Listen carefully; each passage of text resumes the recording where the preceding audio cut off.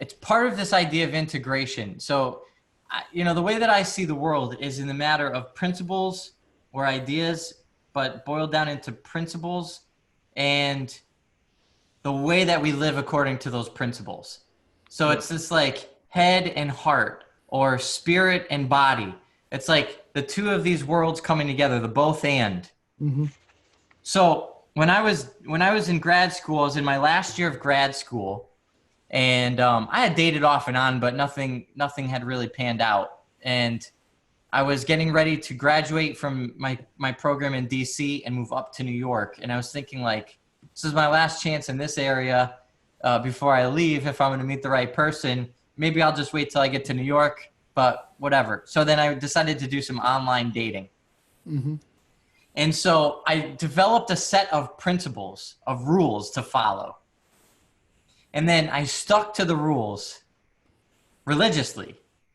Hmm. And by going through this process, I met my wife. Hmm. And I can say that when I met her, I almost immediately knew that I immediately knew this was very different. And I almost immediately after that knew that I was going to marry this woman. Nice. And so, but it had to be these like reasoned, rational, logical rules that I then actually put into practice and followed and obeyed.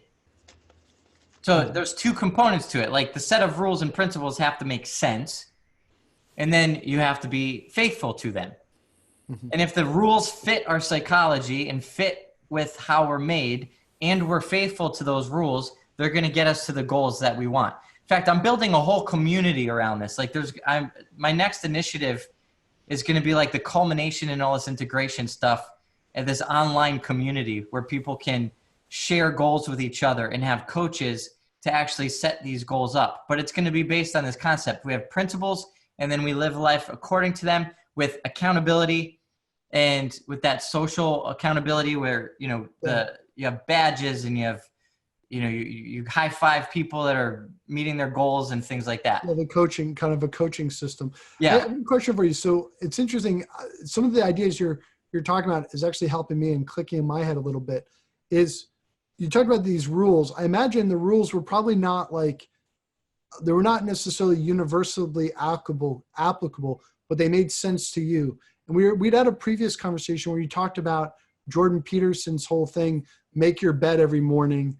And then that also a military officer talked about that. And Right. I haven't worried about making my bed. That's just my personality. I don't think I mean, but that meant something specifically for him and his audience. And kind of connecting, there was this businessman who he had his business, and in his business, every periodically there would arise a piece of wisdom within the business, like a saying that he would pass along to. And over time, what they did was they made these into photos and placards around the office, all of these sayings. And it was interesting because there was a story behind all of the sayings. Oh yeah. And he would tell, when he was visiting the seminary, he told us the stories behind these sayings and this kind of like collective wisdom of what his company had learned about how to operate and how to do business. And some of them were a little bit goofy or a little bit funny, but there was always like that integration.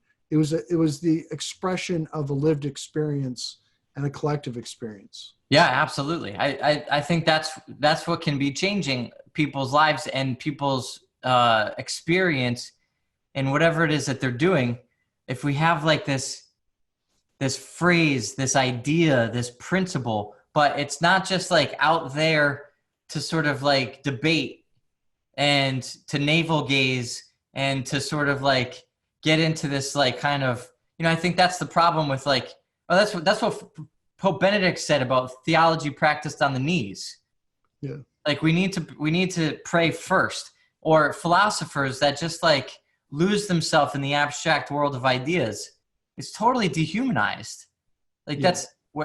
that's not who we are created to be. That's not how we're created to operate. So when we have the idea, but then it makes sense, like we can taste it, it's palpable, like we can figure out the story moves the emotion because we connect to the story, to the character, and we want to go through the journey that the character goes through, and we want to get to the place that the character got. So the businessman who came up with those sayings, like if there was somebody that came through giving that talk, it was probably a successful businessman.